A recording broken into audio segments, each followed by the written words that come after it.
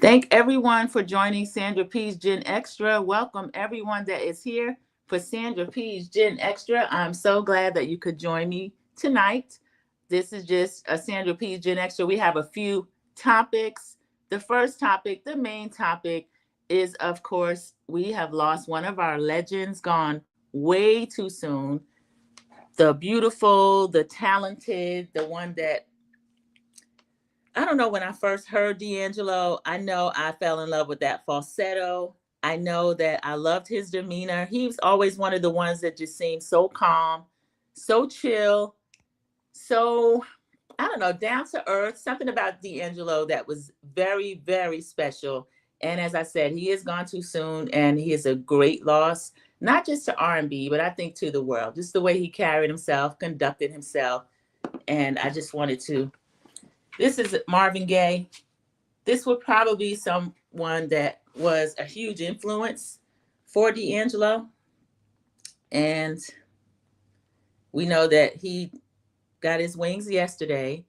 We did not know, I did not know, and I think his family held it close that he was suffering, fighting through pancreatic cancer. So he actually kept that very close to the chest with family, very close friends, people that needed to know. So we send up just prayers for his son with Angie Stone, Michael, because we lost Angie Stone earlier this year. So 2025 has been pretty tough. 2025 has been really tough. But what we are going through is nothing compared to what the son Michael was going through.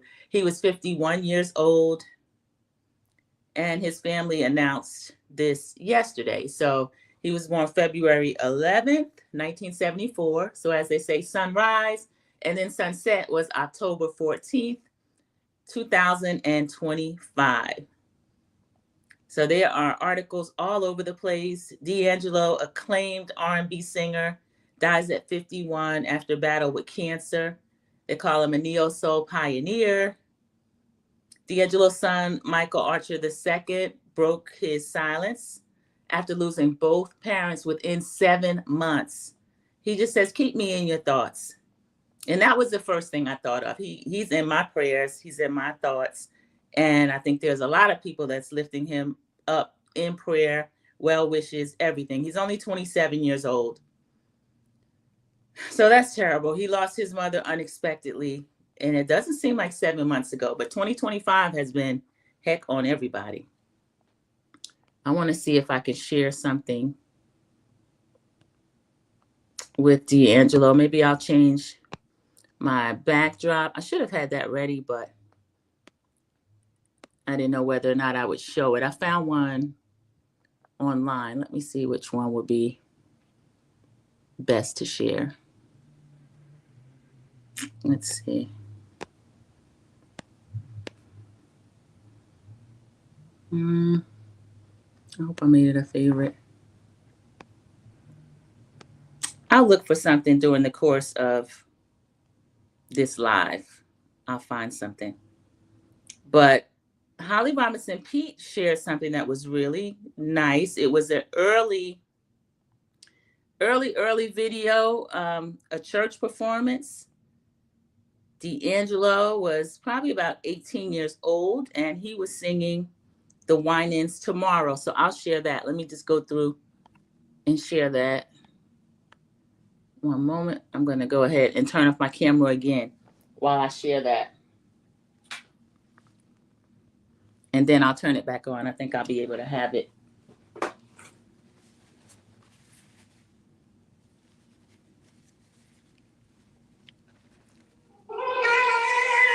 All right, let's start again. All right.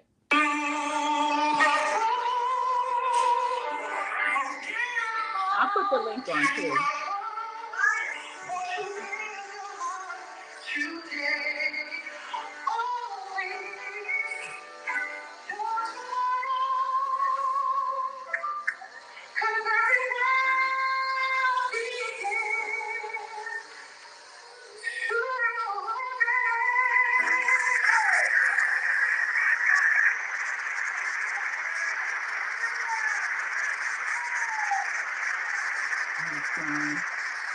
Wow, the church knows how special he is. Oh, is that a replay?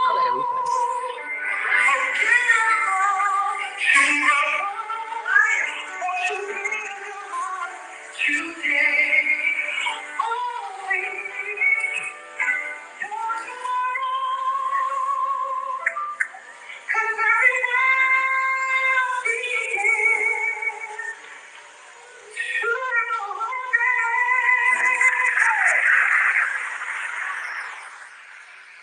That was beautiful, y'all. That falsetto is amazing.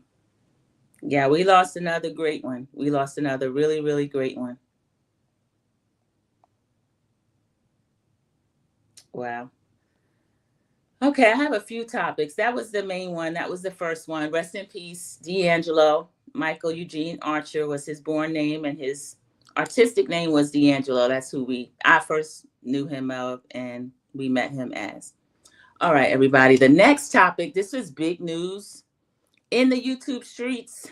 Not just in the YouTube streets. It's branched out. All we're hearing about is Dr. Wendy and Eddie. I want to reiterate again. Let me put up a banner. Dr. Wendy and Eddie are innocent until proven guilty. It's hard to see that with some of the commentary.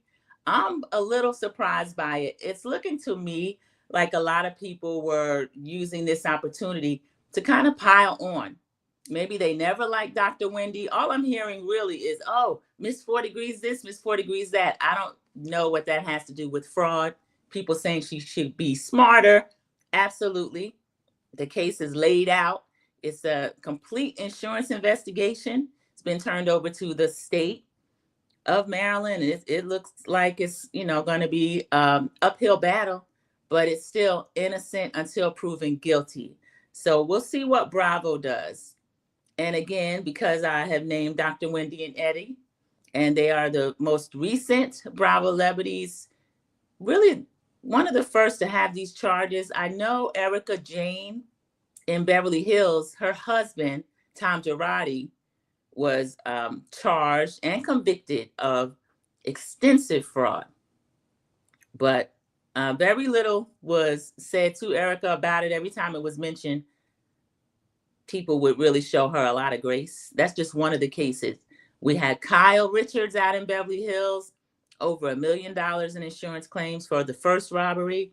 And then the one that her adult daughter had, Farrah, over 100,000 claims there. No charges, of course, were filed. So I will give them that. No charges were filed. Dorit, we got to watch that play out. She was claiming to have been held at gunpoint. There were a lot of questions throughout. Garcelle, honestly, was the only one that I heard have guts enough to ask about it to her face, but she was kind of beaten back with that. And Dorit was very high and mighty. She was saying, Garcelle, you're asking about the robbery, Garcelle, where the robber took her phone and left the light on outside so she could retrieve her phone.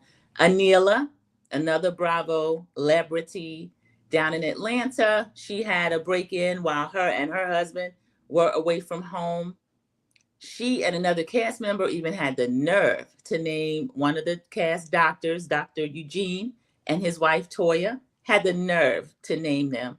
I don't think Quad suffered enough questions for that. I think Toya should have been in her face more about that. And those are the cases that we have so far. Of course, Teresa went to jail, but Joe Giudice went to jail. I think he went first and then Teresa went. I know they staggered their sentences, but we saw the impact that this had on Gia Giudice.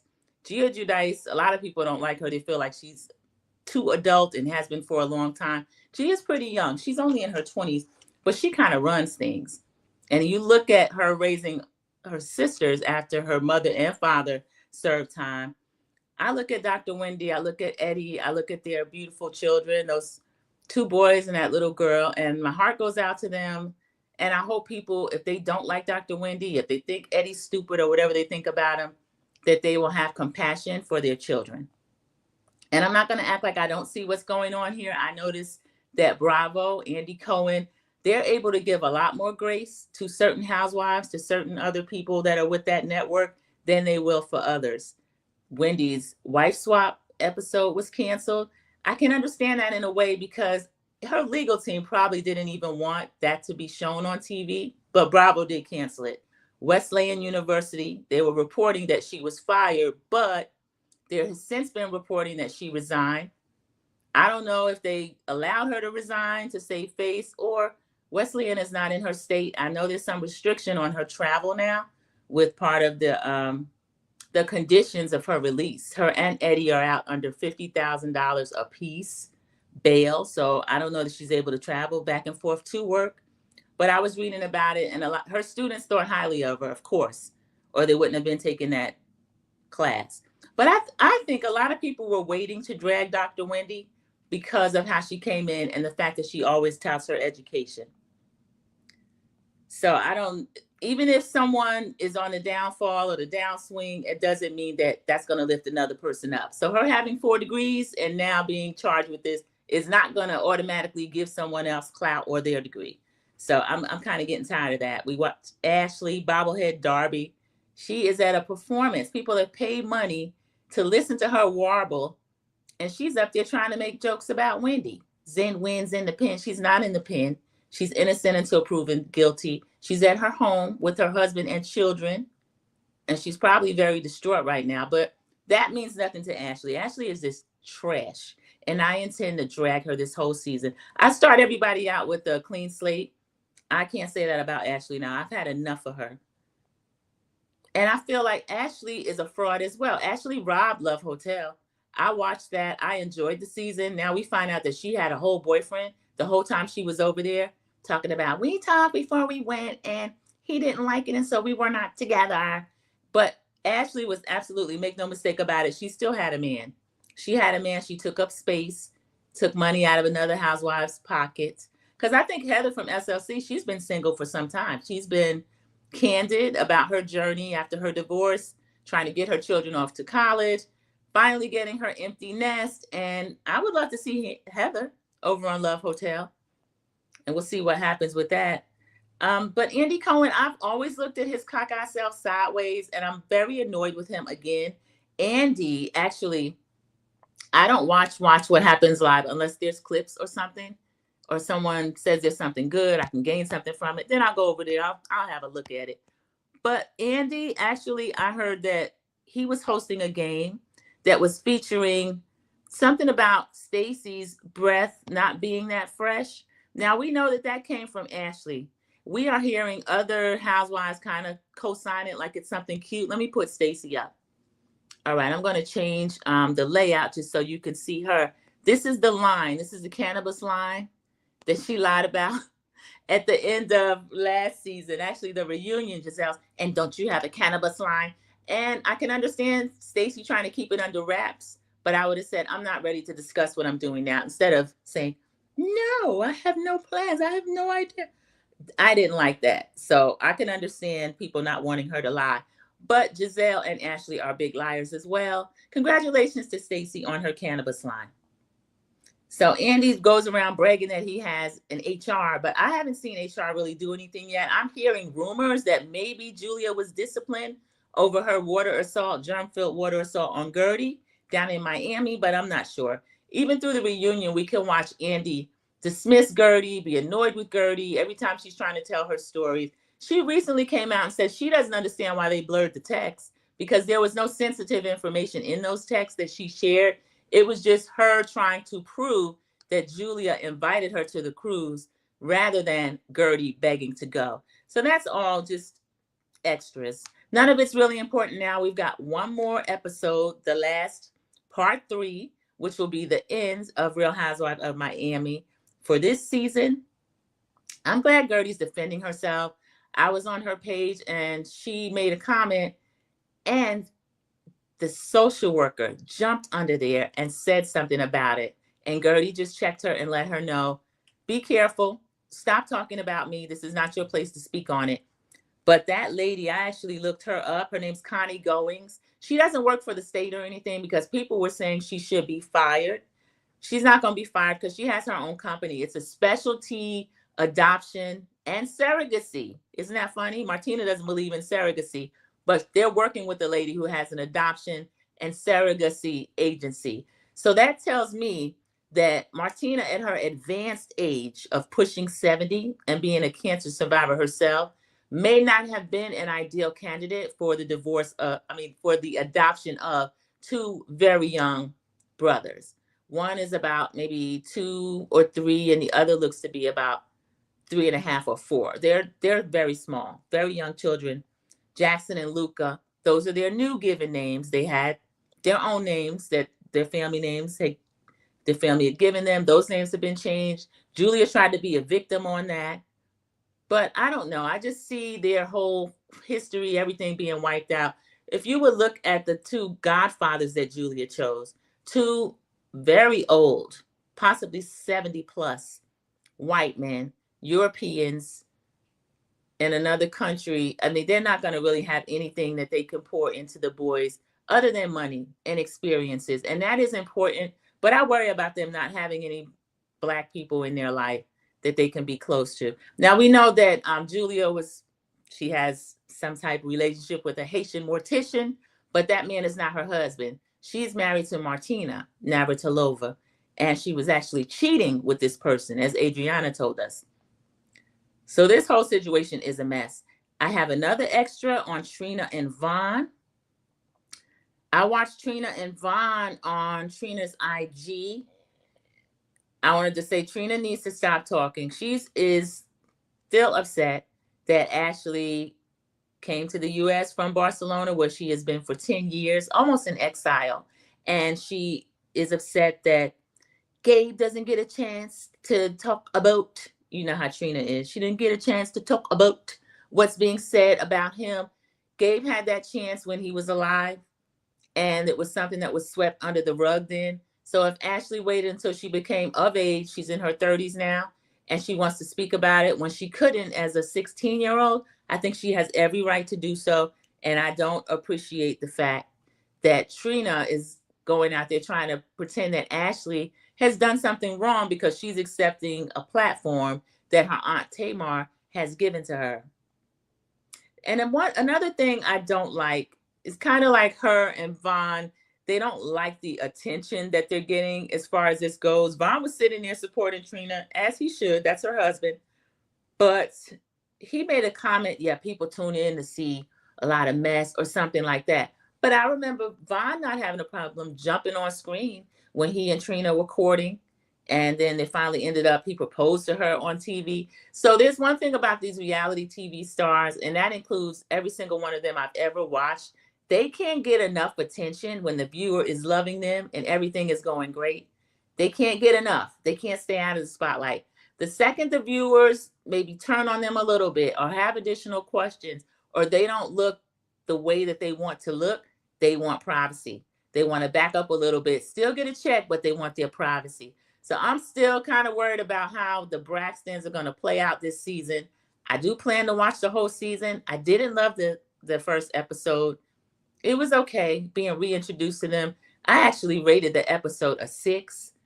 Sharon was in my chat at the time. She rated it a 3. She said she doesn't know if she's going to finish watching. That's what happened to me last season. I tuned into the first episode. There was way too much of Tracy's last days, and Tracy being my favorite at the time, a lot of people's favorite. Braxton, rest in peace, rest in power to Tracy Braxton. It was hard to watch, and I tuned out. I was only watching reviews after that point. So we will see what's going to happen with them, because what's going over there at the Braxtons is a lot. We will see. And let me see if there were anything else as far as Bravo news. If you have not, I actually watched Salt Lake City, Real Housewives of Salt Lake City. I did the review this morning. We had a lively live review. It was a lot of fun. Another great episode. I had to give those ladies a 10. I had to give it up to them because they spent the entire episode at one event. Every single woman got to shine on her own. There was a main altercation that was happening that continued to be a verbal altercation.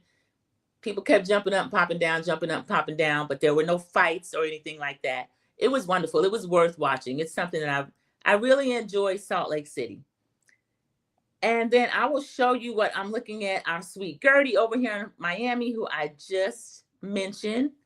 I follow her on IG. She finally has her book out. I'm going to put this as a backdrop. Not now because I haven't saved it yet.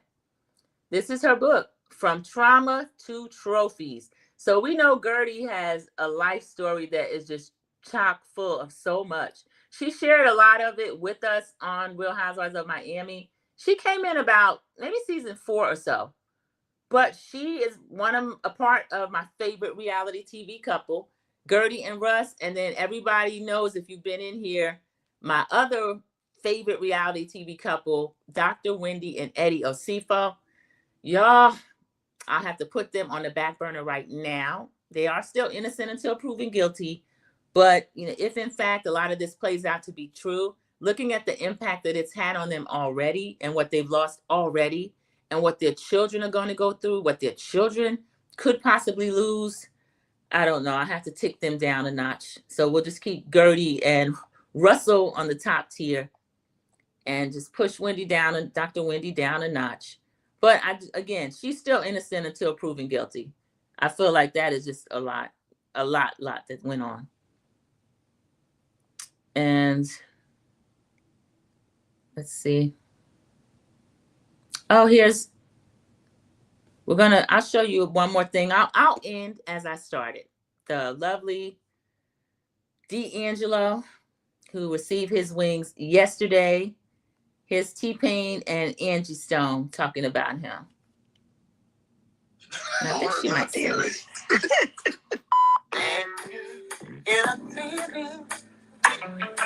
How does it feel? I don't think I ever really watched this whole video. Of course not. It's a cross we bought him for Christmas. I really wasn't impressed by all that because I saw it all the time. It wasn't like, okay, all right. You know what I'm saying? All right. A lot of the women, all right. I'm just telling you, it's all right, but the women just went crazy. That's when all the trouble began. The first time I really saw this is I realized I lost the love of my life.